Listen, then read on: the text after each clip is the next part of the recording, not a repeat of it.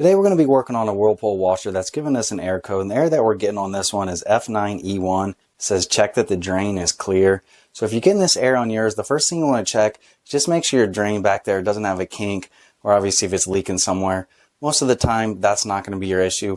On this model, I've worked on a couple of these before, and typically it's the drain pump or the drain pump wiring. Now if you worked on some older models or even the front load washers, they have a filter in there where you can usually access it on the bottom. This one also has a filter, but you need to remove the entire tub out of here. But if you look at that filter, and I'll show you here later in the video, it's essentially just a plastic piece that's not really filtering anything. So it's not one of those traditional filters that's going to get clogged up. So if you're getting this error, that filter is most likely not your problem. So in this video, I'll show you how you can first diagnose that your wiring going to your drain pump is good or not, and if it is good, then I would just replace this drain pump because this is probably your problem. So I'll show you how to fix both of those issues on this washer here today. One comment before we get started here, if yours is locked, because typically what happens a lot of times on these is if water gets in there, it's going to lock in there and you won't be able to unlock this until the water is drained out. Whatever you do, do not pry on this because you'll break that and then you'll just have to replace the switch as well. So what you can do to get that water drained out, just pull your washer out, and I'll give you a picture of what I typically do on these, and you'll have that drain hose. Just once you get that drain running downhill or kind of level to the floor, you'll start to hear all that water rushing out of there. Just be prepared to have something collect it because there's going to be a lot of water coming out of there. Once all that water is drained out, then you can go ahead and you can flip it over. Obviously we'll disconnect those hoses, etc. as well. But whatever you do, if you have that issue where it's locked or you might have clothes in there, leave it be until you get it drained. Do not try to pry on that because you will break it. So to get started, we'll first unplug the washer, then remove the drain, and just make sure you have some towels down here when you disconnect both the drain and then these water lines. And you can either disconnect the water lines here or on the washer. We'll do it up here. So first, turn off your valves. And remove both of your water lines.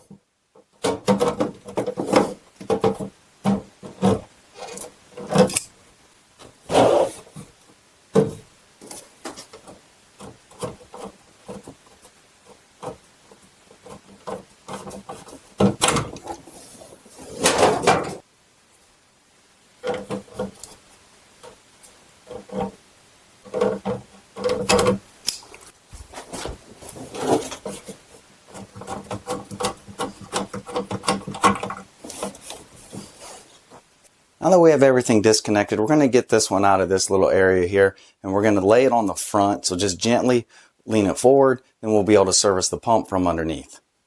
All right, so the first thing we're going to do is we're going to check the wiring on this. So you're going to notice two tabs here. Just gently pry those out. Then this cap will open like that. And remove our connector. And you're going to notice that little tab there, so just push it down and pull straight back.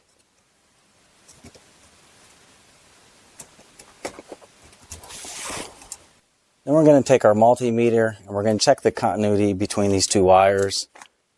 And on my tool here, it'll beep when it makes a connection. So with the one side over there, over here, and we can see nothing.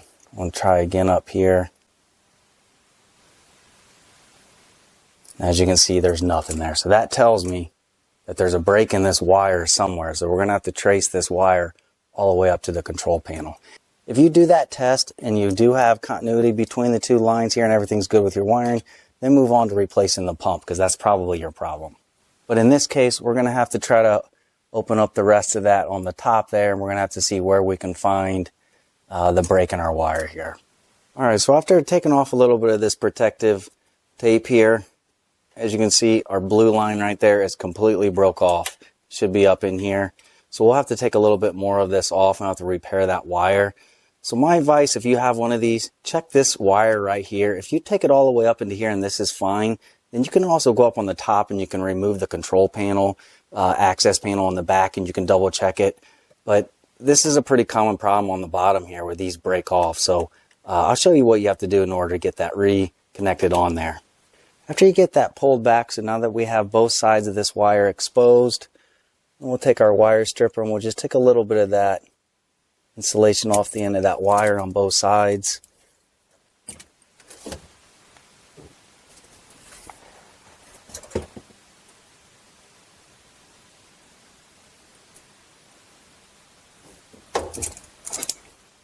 Then to get these connected, you have a couple options. You can either use like a wing nut or something. What I typically use is some of these heat shrink splices. So we'll go in there, we'll go in on the other side here, and that'll get crimped down. Then I'll just heat it up a little bit just to give it a little bit extra support there to keep it tight. But whatever you do, just make sure it's fully tight, and we'll test it before we get it connected. Before I fix this wire here real quick, I'll give you a before and after. So you remember the test we did a minute ago there where we hooked this up and we knew that there was a break somewhere in this line because we didn't have anything shown up on our multimeter. Now watch when I have this all connected. We don't have anything registering, and I'll touch this wire back here. You can immediately see it's now picking something up. Then we break it off again, and now we have nothing. So that's how we can confirm that this will fix our problem.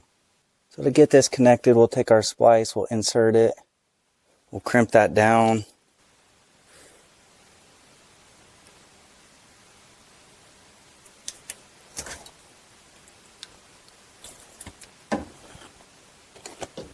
Just make sure it doesn't pull out. Then take your other side and crimp that down as well.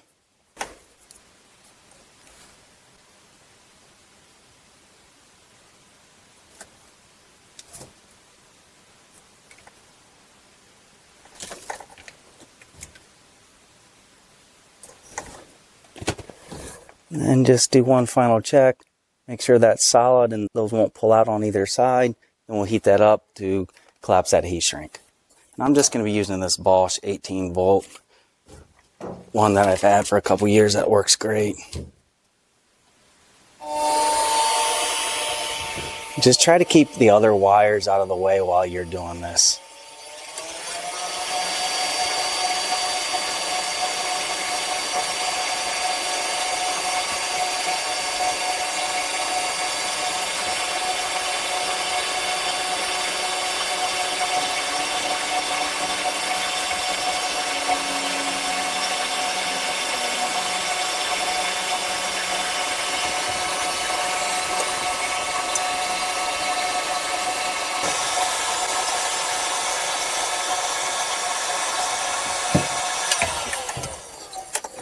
Alright, so then just verify that it collapsed, that heat shrink on both sides, and everything is still tight.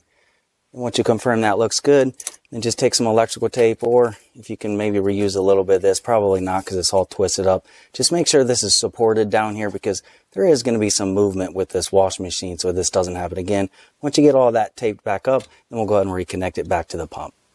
Alright, so after you get everything all taped up and everything looks good, pry that cover back, reconnect our plug, just make sure you hear it snap in place.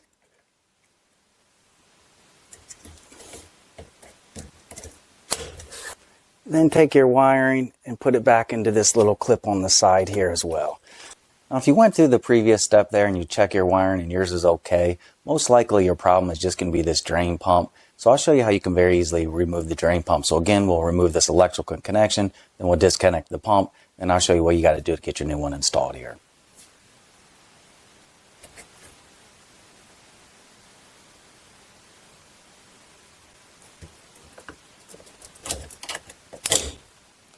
Alright, so once you get it flipped forward like that, then disconnect this. So just push down on that and it should allow that plug to come out.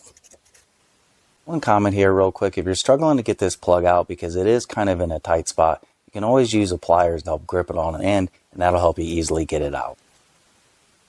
Next we'll remove the drain hose over here. So just take a pliers or something and loosen up this clamp. We'll push it out of the way there. Just make sure you have something down here to collect any water that might come out of here.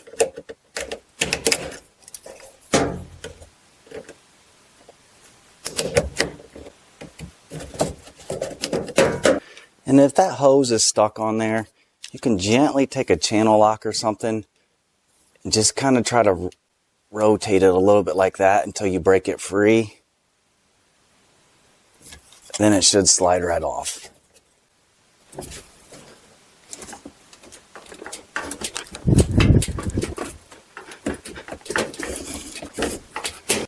Then to get the pump out of here, you just have a couple bolts here holding it in place. It's either going to be a 5/16 or I'm just going to be using an 8mm socket here.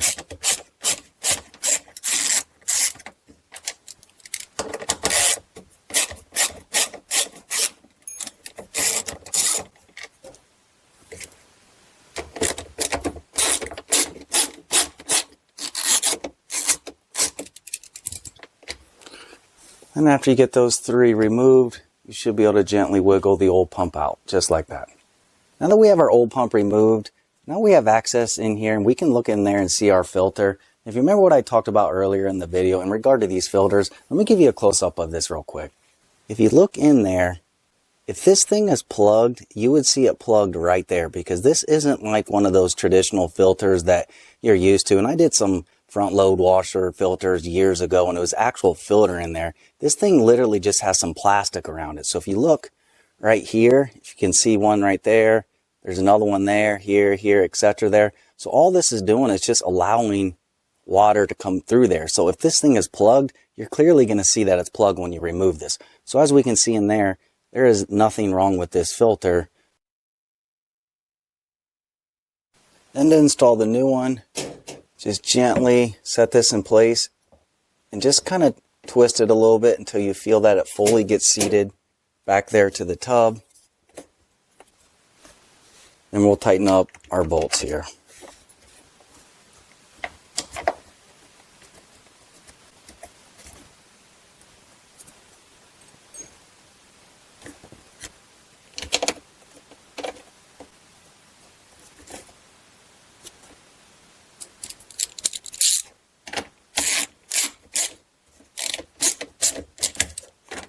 And don't over tighten this, because this is just plastic.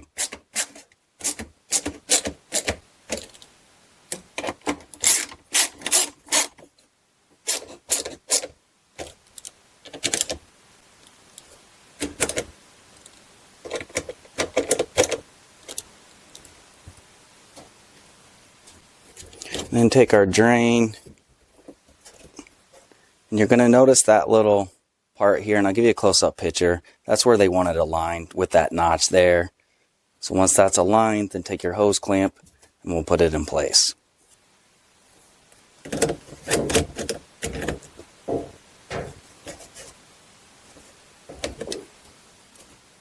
Just make sure that's on tight.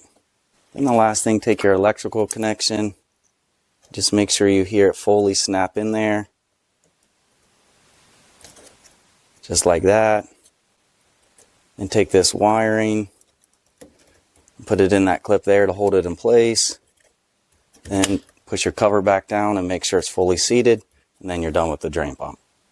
Now that we have our washer pushed back in place, anytime when you disconnect these hoses, you need to make sure you also replace these washers in here. So just take a pick and remove the old one. And I'll put some links in the description to some of these, but these are readily available on Amazon and other places. And just take your new one, set it in place, and just make sure you do that for all of your hoses, and we'll go ahead and we'll reconnect them.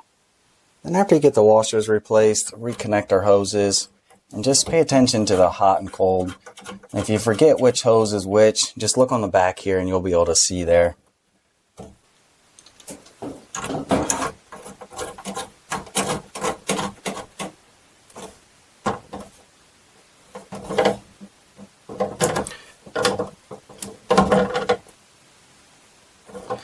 Then reinstall your drain. Just pay attention to what it looks like underneath there. Don't have it all twisted up or on a bind. Just make sure it's sitting in there loosely like that. Then we'll do the last thing. I typically put a little zip tie here just to hold that in place.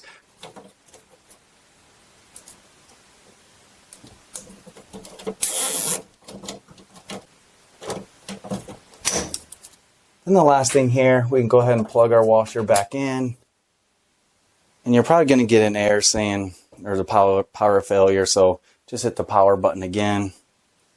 On some of these models, you can just do a drain and spin, and you can do different things to verify it works. On this one, what was happening when we did this before, it would not run at all, so it won't even start. So I'm pretty confident we start this and it starts moving the bucket and water comes out, then we confirm that our problem. I'll skip forward in the video and just show you draining as well, but we'll start a load here and see what happens.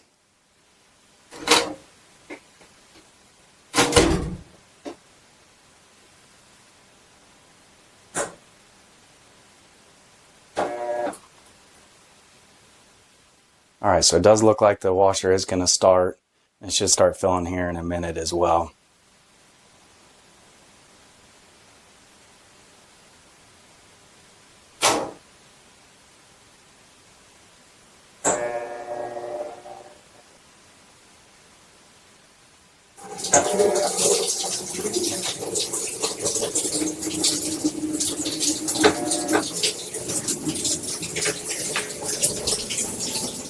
Alright, so I skipped forward there on the video, and now you can see that our drain pump is draining. So, and obviously you have a couple different cycles of it draining. The first is after it's washing, then after the rinse. But we did confirm, just by doing this first cycle here of the washing, our drain pump is working correctly. We can hear the water coming out of there. So we confirmed that we did fix our problem here today.